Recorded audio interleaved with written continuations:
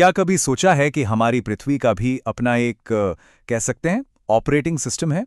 जी हाँ, एक ऐसा कोड जो एक छोटे से बैक्टीरिया से लेकर बड़े बड़े जंगलों तक हर चीज को चलाता है। आज हम इसी कोड को समझने वाले हैं, इकोलॉजी और इकोसिस्टम। तो चलिए इसे मिलकर डिकोड करते हैं। अच्छा, इसे समझने के लिए ना एक काम करते हैं। जरा सोचिए, जंगल में एक शानदार बाघ है, एकदम अकेला, ताकतवर। अब सवाल यह है कि उसे जिंदा रहने के लिए असल में चाहिए क्या? क्या सिर्फ उसका अगला शिकार? नहीं, जवाब इससे कहीं ज्यादा बड़ा है। और सच कहूं तो इसी जवाब में हर चीज की चाबी छुपी है। तो सवाल का जवाब पता है क्या है? उसे अपने चारों ओर की हर चीज चाहिए।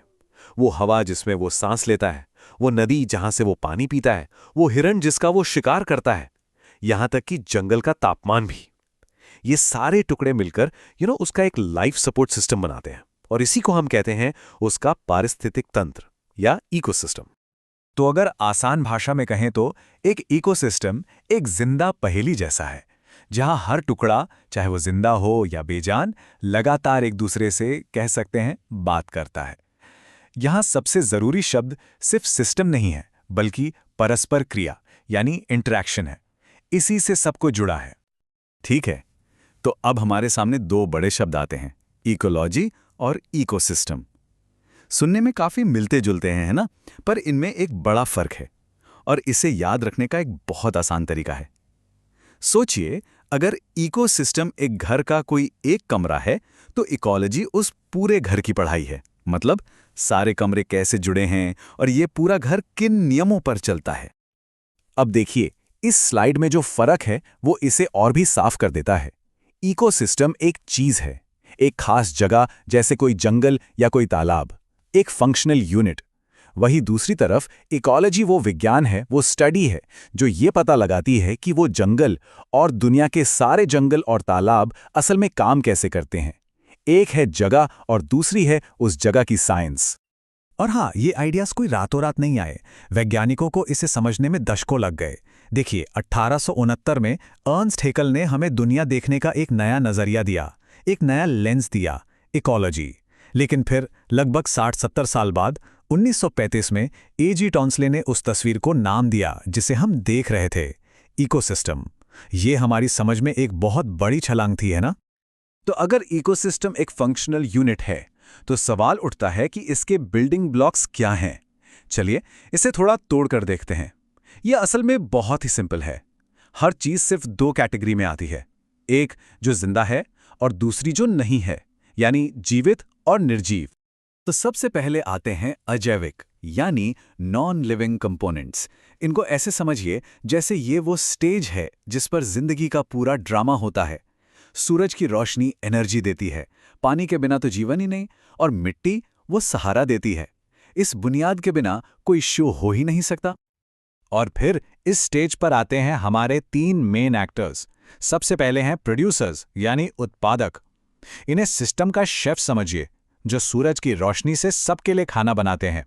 फिर आते हैं कंज्यूमर्स यानी उपभोक्ता, ये हैं खाने वाले। और आखिर में बहुत जरूरी आते हैं डिकम्पोजर्स यानी अपघटक। ये हैं सफाई करने वाली टीम, जो सब कुछ रिसाइकल करती है ताकि शो हमेशा चलता रहे। अब ये जो कंज्यूमर्स हैं, इनके भी अपने अपने लेवल हैं। ये एक तरह का कौन किसको खाता है वाला पिरामिड है। सबसे नीचे हैं प्राइमरी कंज्यूमर्स यानी शाकाहारी, जो सीधे प्रोड्यूसर्स यानी पौधों को खाते हैं। फिर इनके ऊपर आते हैं सेकेंडरी कंज्यूमर्स, जो मांसाहारी होते हैं और इन शाकाहारियों को खाते हैं। और टॉप पर हैं टर्शरी कंज्यूमर्स, जो कई लेवल से अपना खाना ले सकते हैं।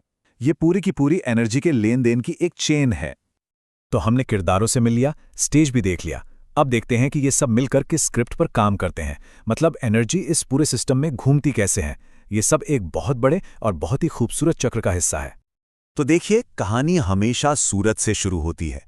प्रोड्यूसर्स यानी हमारे पेड़ पौधे सूरज की इस एनर्जी को पकड़कर उसे खाने में बदल देते हैं।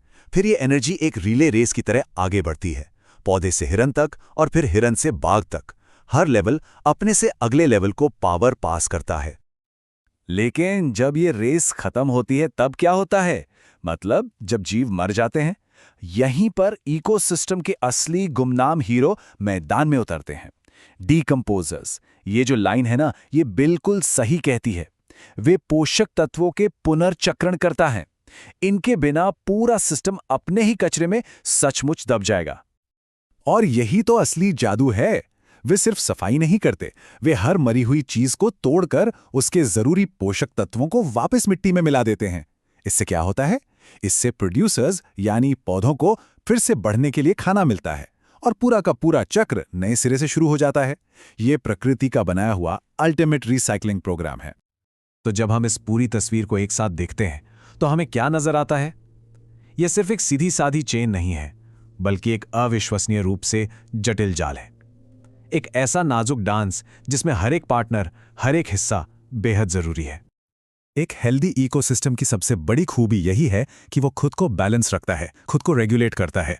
लेकिन ये बैलेंस, ये संतुलन बहुत नाजुक है। इसमें से अगर एक भी जरूरी चीज हटा दी जाए, मान लीजिए सूरज या पानी या फिर वो छोटे छोटे डिकम्पोजर्स, तो ये पूरा जाल सिर्फ कमजोर नहीं होगा, ये पूरी तरह से बिखर सकता है। ये हमें दिखाता है कि हर चीज एक दूसरे से कितनी गहराई से जुड़ी हुई है।